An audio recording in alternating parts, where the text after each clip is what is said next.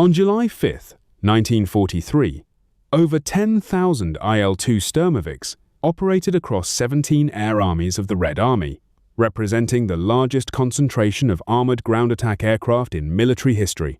This massive fleet had emerged from the catastrophic opening of Operation Barbarossa, when German armor advanced 50 to 70 kilometers daily against Soviet aviation that could penetrate only 25 millimeters of steel with existing weapons. The 36,000 Sturmoviks ultimately produced would transform the Red Army from a force losing over 20,000 armored vehicles in 6 months to one capable of systematic destruction of Wehrmacht logistics networks that kept German panzers operational. The Battle of Brody exposed the fundamental inadequacy of Soviet ground attack aviation. Between June 23 and June 30, 1941, Soviet aviation lost over 400 aircraft, including numerous Su-2 light bombers and I-16 fighter bombers, while attempting to contest Panzergruppe 1's 800 tank advance through the Lvov salient. German records documented approximately 50 tanks lost to all causes during the entire pocket reduction. The I-16 Ratas SVAK cannons penetrated only 25 mm at 100 meters against upgraded Panzer III armor, transforming Soviet pilots' primary anti-tank weapon from tank killer to suicide mission. By July 5, 1941, Soviet aviation had lost over 4,000 aircraft, representing massive frontline losses, though German claims exceeded 7,000. Tank-killing efficacy remained near zero due to inadequate armor penetration and vulnerability to 7.92 mm machine gun fire from German half-tracks. The Su-2 light bomber carried two 7.62 mm SHKAS guns, two 100 kg bombs, and fabric-covered airframes offering no pilot protection. Maximum penetration against steel plate reached 10 mm at 300 meters, with 20 mm armor-piercing rounds. German panzer divisions advanced 50 to 70 kilometers daily, overrunning Soviet air bases before defensive preparations could adapt. The Red Army needed an aircraft that could survive low-altitude strafing runs below 100 meters, while penetrating German armor thick enough to defeat existing weapons. Sergei Vladimirovich Ilyushin received the design brief in the late 1930s at his Experimental Design Bureau workshop in Moscow. The 45-year-old chief designer faced specifications demanding an armored ground attack aircraft capable of surviving direct hits from 20 mm MG-FF cannon fire while delivering effective strikes against 50 mm armor plate. Production constraints included maximum cost under 70,000 rubles per unit and manufacturing time limited to 2,500 man-hours. The deadline allowed no margin for experimentation. Initial prototype units required completion by 1940. Ilyushin's solution prioritized survivability over speed through radical design trade-offs. The armored bathtub incorporated 4 to 12 mm steel plates, forming the fuselage spine while integrating engine mounts, pilot seat, fuel tanks, and oil cooler as load-bearing components. This armor protection capped maximum velocity at 414 km per hour versus 500 plus km per hour for contemporary fighters. The designer sacrificed 100 km per hour for 12 mm penetration resistance from 20 mm fire at 300 meters. Single-seat configuration minimized weight despite rear vulnerability, though the two-seat IL-2M variant appeared in 1942, addressing this deficiency. The Mikulin AM-38 engine delivered 1,600 horsepower while maintaining reliability in -40°C conditions that disabled fuel-thirsty radial alternatives. Ilyushin selected proven technology over experimental power plants, understanding that battlefield maintenance would occur under siege conditions. The first prototype, designated TEAS-KB 55, flew on October 2, 1939. State acceptance followed in 1940, validating the concept that would define Soviet close air support doctrine throughout the war. If you're interested in how industrial engineering and tactical doctrine actually decide air wars, subscribe now and turn on notifications. Let's continue. The IL-2M3 carried primary armament consisting of two 23mm WWII, 2-3 aircraft cannons mounted in wing roots. Each cannon fired 23mm cartridges containing armor-piercing projectiles at high muzzle velocity. Penetration performance proved effective against German armor at combat ranges when tested against flat plate.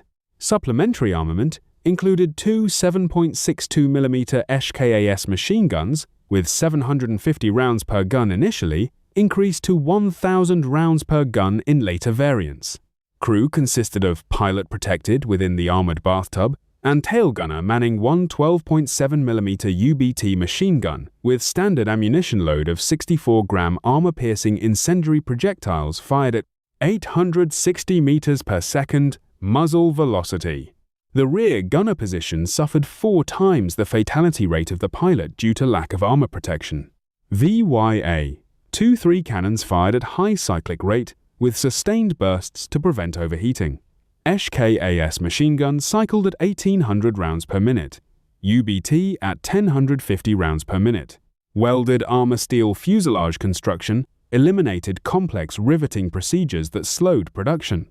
Bomb loads varied by mission requirements. Standard configuration carried 8 100-kilogram FAB, 100 general-purpose bombs, or specialized loads of 200 PTAB-2, 5-to-1, 5 KO-shaped charge bomblets.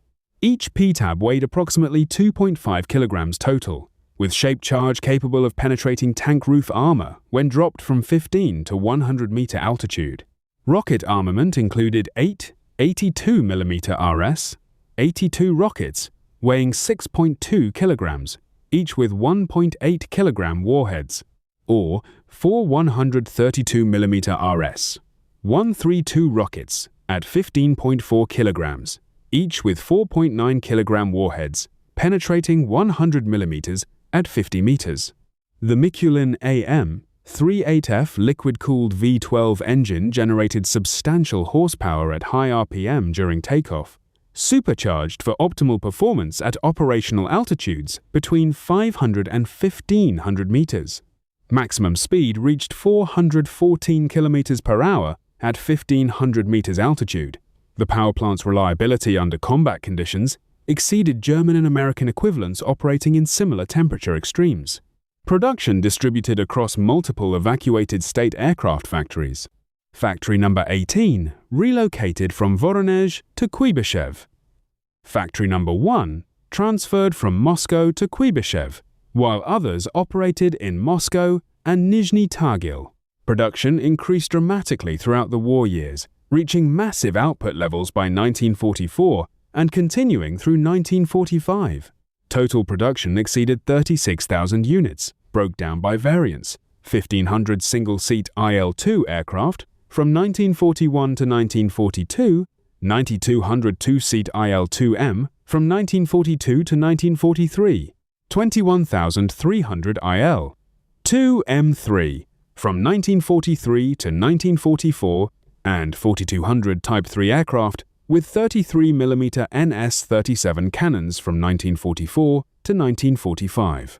Manufacturing labor requirements decreased from 4,000 man-hours per unit in 1941 to 2,500 man-hours by 1944. Per unit cost reached 65,000 rubles in 1944, compared to 130,000 rubles for La-5 fighters and 191,000 rubles for T-34 tanks. Soviet doctrine distributed Sturmoviks to Sturmovik Aviation regiments, containing 12 to 16 IL-2 aircraft per squadron with 2 squadrons per regiment. By 1944, 17 air armies fielded over 10,000 IL-2 aircraft across all fronts. Standard crew consisted of pilot in the front armored position and tail gunner in the rear exposed position, suffering 4 times higher fatality rates due to lack of armor protection. Tactical deployment, centered on the Krug formation, Russian for Wheel of Death, involving 8 to 12 aircraft circling at 25 to 50 meter altitude, with each aircraft covering its predecessor's tail using forward guns. Aircraft rolled in sequentially for 15 to 20-minute suppression attacks, according to the 1943 VVS manual Taktika Sturmovik Aviacji.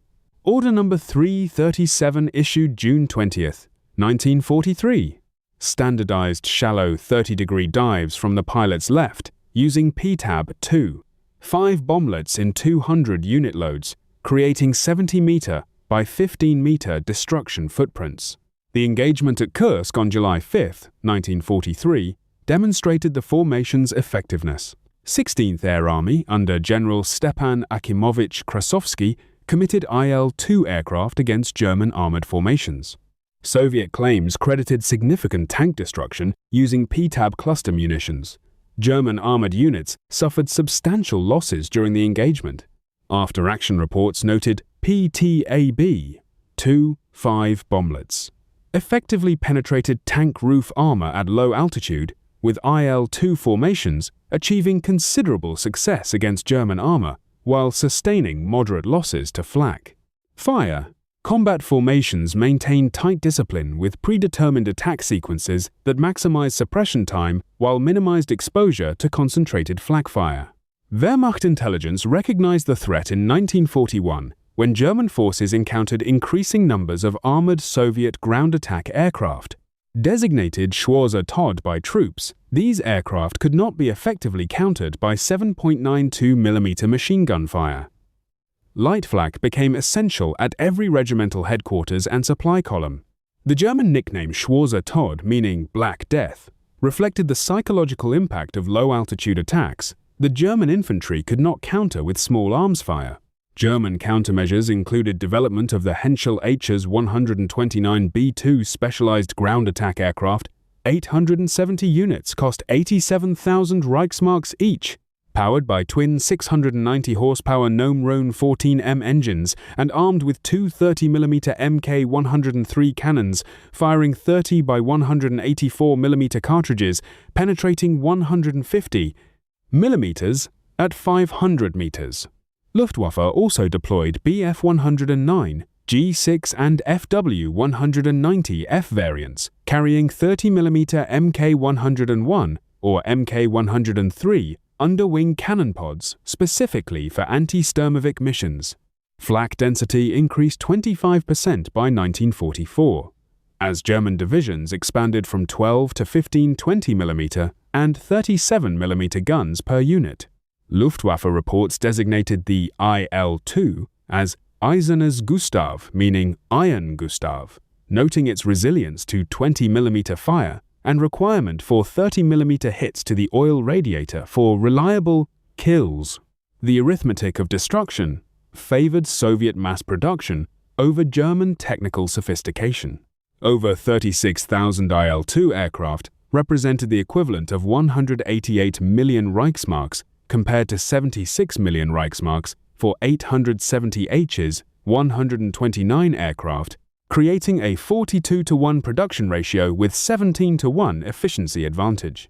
Operation Bagration, from June 22 to August 19, 1944, saw IL-2 regiments from 16th Air Army fly extensive sorties credited with destroying thousands of vehicles, including hundreds of tanks and artillery pieces, according to Soviet records. Combat effectiveness peaked during the Kursk battles from July 5 to August 23, 1943, when Soviet aviation units claimed substantial tank kills according to Soviet records. The Berlin Offensive, from April 16 to May 2, 1945, involved 1st and 4th Air Armies, flying 7,000 IL-2 sorties in urban close air support roles using RS-132 rockets against fortified positions. IL-2 losses throughout the war reached substantial numbers, with most attributed to flak fire. Pilot survival rates reflected the hazardous nature of low-altitude ground attack missions. Production asymmetry defined the Eastern Front's aerial dimension. Soviet factories completed IL-2 aircraft at extraordinary rates at peak production, while German industry struggled to maintain monthly Hates 129 output in double digits. The cost differential allowed Soviet commanders to accept higher loss rates, knowing replacement aircraft arrived faster than German defenses could adapt. Stalin emphasized strategic priority in 1941. The Red Army needs IL-2 aircraft, like the air it breathes, like the bread it eats. The production record of over 36,000 units remains unmatched for any military aircraft design, representing industrial capacity focused on a single tactical solution. By late 1944, the IL-2 became less effective against primary armored targets as German Panther tanks incorporated spaced armor, reducing PTAB-shaped charge bomblet effectiveness. Secondary roles included infantry suppression and urban close air support, missions that utilized the aircraft's armor protection and heavy armament against targets lacking concentrated flak defenses.